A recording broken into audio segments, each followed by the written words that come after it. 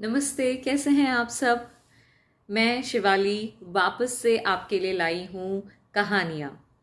माफ़ कीजिएगा कुछ दिन लगे आने में, क्योंकि बहुत ही मुश्किल होता है अपने रोज़मर्रा के रूटीन में से टाइम निकालना और कहानियाँ ढूंढना और या कहानियाँ बनाना।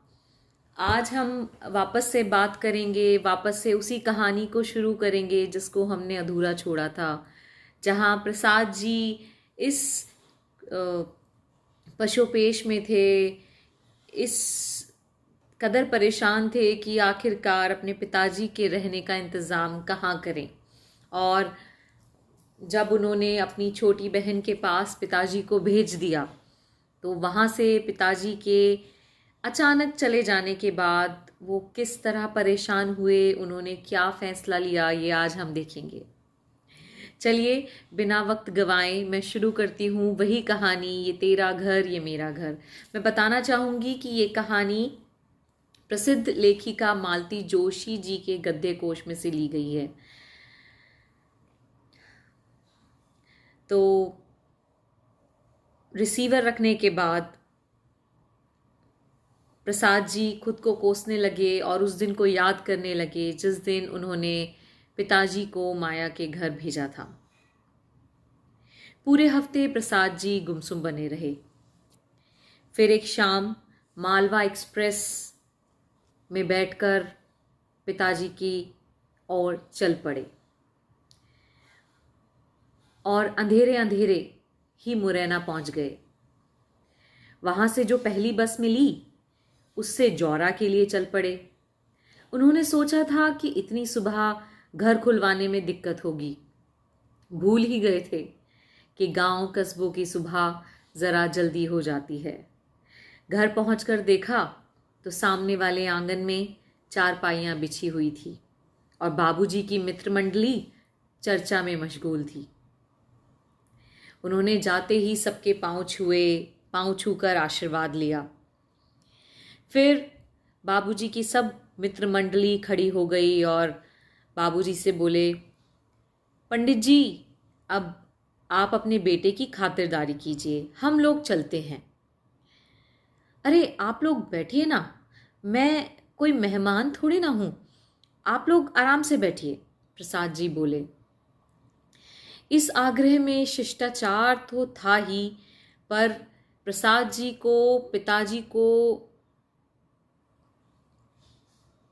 अकेले आमना सामना करना बहुत मुश्किल लग रहा था। पिताजी का आमना सामना करना तो प्रसाद जी चाह रहे थे कि बाबूजी के दोस्त थोड़ा वहाँ रुक जाते ताकि थोड़ा माहौल हल्का हो पाता, पर बाबूजी के दोस्त रुके नहीं और वो बाप बेटे दोनों को विदा करके चले गए। इसके बाद प्रसाद जी और उनके बाबूजी घर के भीतर आ गए। बाबूजी ने कहा, तुम हाथ मुंह धो लो, तब तक मैं चाय चढ़ाता हूँ। बाथरूम का दरवाज़ा खोला तो प्रसाद जी चकित रह गए। बाबूजी, ये कमोड कब लगवाया? अभी अभी तो लगवाया है, सोचा तुम लोग आते हो तो तुम्हें परेशानी तो होती होगी, मुझे भी बुढ़ापे में आराम मिल जाता है। उस पुराने घर में नया नकोर एक बाथरूम और टाट में रेशम का पैबंद चमक रहा था। फ्रेश होकर जब प्रसाद जी घर के बाहर आए तो चौके में एक छोटी सी टेबल पर चाय और बिस्कुट रखे थे। मेज़ भी नई लग रही थी। बाबूजी, ये मेज़ नई लग रही है। हाँ, अब पटे पर बैठकर खाना अच्छा नहीं लगता, तुम्हारी माँ की याद आती है। वैसे भी पटे पर बैठकर खाने का मज़ा तो तब है जब पास बैठकर कोई बात करे, गरम गरम फुलके उतार कर मन के साथ, प्यार के साथ, प्रेम के साथ परोसे। जब अपने से ही लेकर खाना है तो फिर मेज ही ठीक है। प्रसाद जी समझ गए कि बाबूजी ने अब यहीं रहने का मन बना लिया है और पहले की अपेक्षा बाबूजी अब थोड़े चुस्त दुरुस्त लग रहे थे। शायद माँ की अचानक हुई मृत्यु के दुख से, दर्द से अब बाबूजी उभरने लगे थे। अपने मन की बात कहने के लिए प्रसाद जी उपयुक्त या सही शब्द ढूंढ ही रहे थे कि तभी किसना ने आकर उनके पैर छुए। कैसे हो किसना? बस बाबूजी की कृपा है, उसने गदगद भाव से कहा। बाबूजी की कृपा का बखान करने लगा। पहले जाकर भैया के लिए कुछ नाश्ता लेकर आ, बाबूजी ने कहा और जेब से पैसे निकालकर देने लगे। प्रसाद जी ने चाहा कि बाबूजी को मना करे और पैसे खुद दे दे, पर उनकी हिम्मत नहीं हुई। और प्रसाद जी ने अनुभव किया कि बाबूजी अपनी पुरानी फॉर्म में लौट आए हैं, और यह भी कि यह घर बाबूजी का था, यहाँ बाबूजी का हुक्म चलता था। उन्होंने सोचा नाश्ता आने से पहले नहा लिया जाए। नहाने के बाद आंगन में बंधी रस्सी पर तौलिया फैलाते हुए उन्होंने देखा कि एक महिला उन्हें देखते ही लंबा सा घूंघट निकाल लेती है। बाबूजी, आंगन में कौन है? किसना की बहू होगी। वो लोग अब यहीं रहने लगे हैं ना? यहीं मतलब? पीछे गाय वाली कोठरी खाली पड़ी थी, उसे ठीक ठाक करा के दे दी है। बहू भी गांव में पड़ी थी, किसना उसे ले आया। मेरे लिए 2 रोटियां बना देती है, चौका बासन झाड़ू बुहारी सब कर देती है। किसना मेरे कपड़े धो देता है, सौदा सुल्फा ला देता है, काम भी हो जाता है और साथ भी मिल जाता है। अब तुम लोगों को मेरी फिक्र करने की ज़रूरत नहीं है कि मैं अकेला हूँ।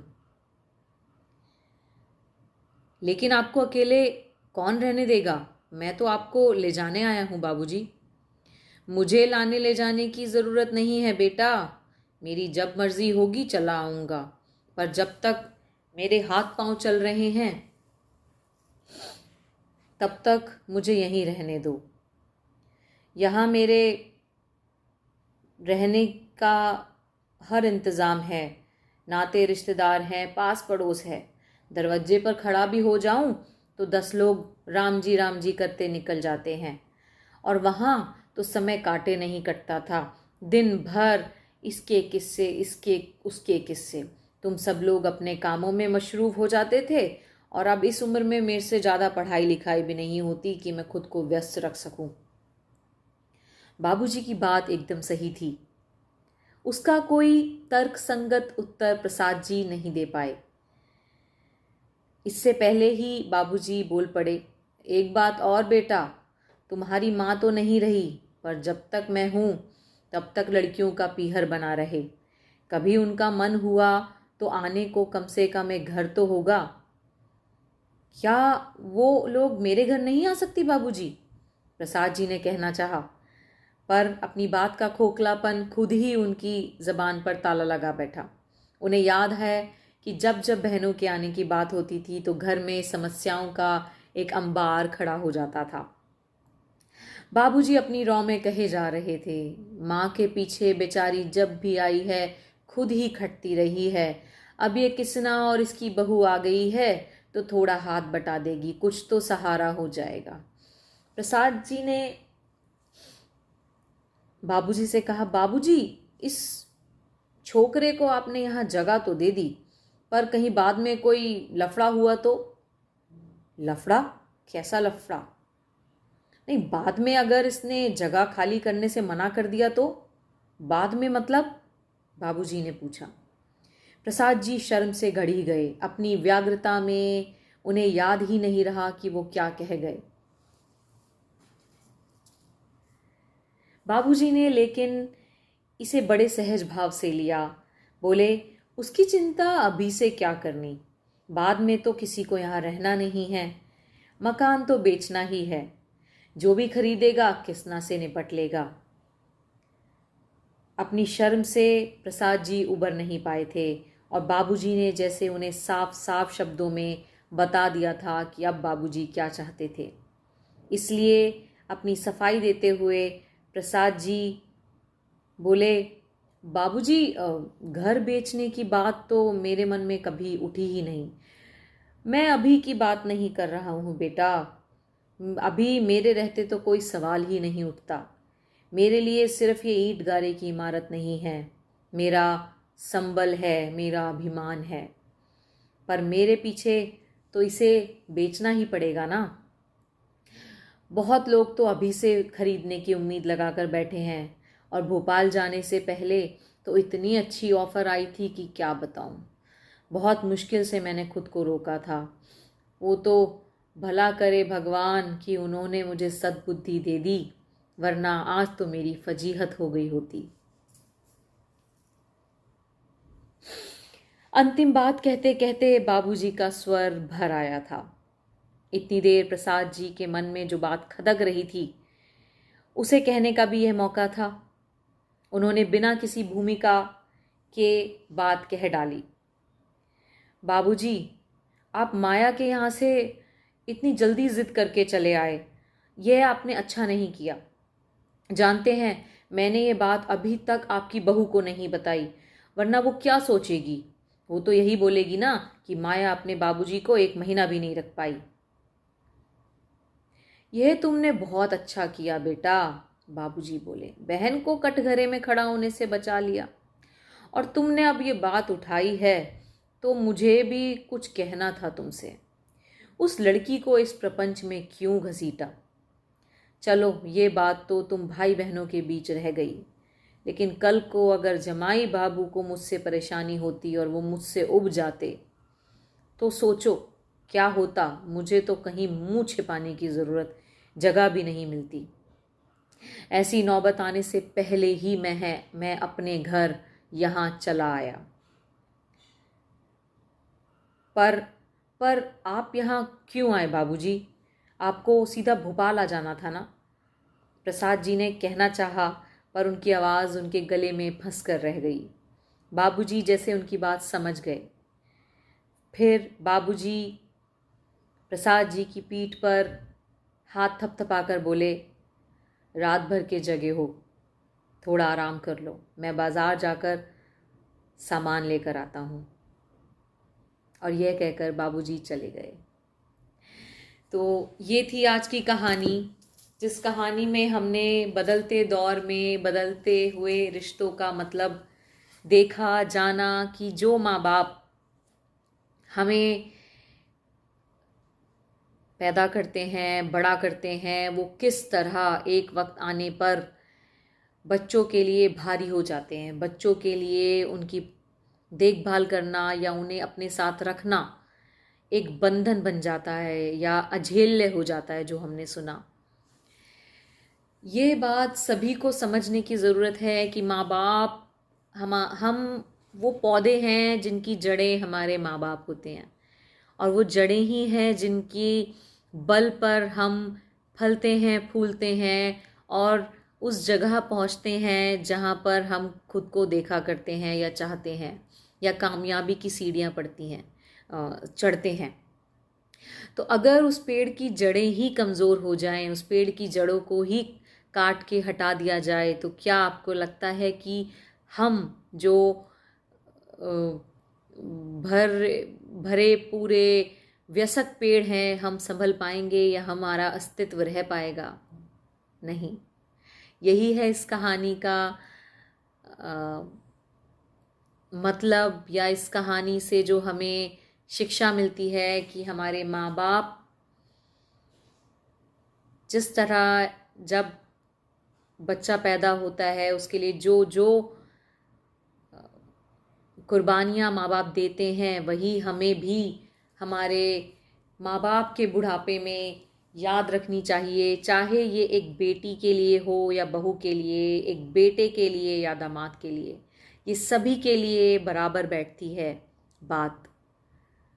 मैं उम्मीद करती हूँ इस कहानी से आप लोग, अगर आपके घर में बड़े बूढ़े हैं, उनकी इज्जत करेंगे, उनके लिए कुछ भी करने के लिए हमेशा तत्पर रहेंगे, यही सोच के कि वो ही हमारी जड़ें हैं जिनके ऊपर हमने अपना अस्तित्व बना रखा है, जिनके ऊपर जिन जड़ों की मजबूती के कारण आज हम वहाँ खड़े हैं जहाँ हम पहुँचे हैं, वो उन्हीं की वजह से है। फिर मिलूंगी आपसे जल्दी ही एक नई कहानी के साथ। पसंद आए तो लाइक कीजिएगा, कमेंट छोड़िएगा, और आपके कमेंट्स या आपका दिया हुआ स्नेह मुझे आगे बढ़ने के लिए प्रेरित करेगा कि मैं अपने बहुत ही बिज़ी शेड्यूल में से टाइम निकाल के यहाँ कहानियाँ आपके लिए लाती रहूँ और सुनाती रहूँ। धन्यवाद।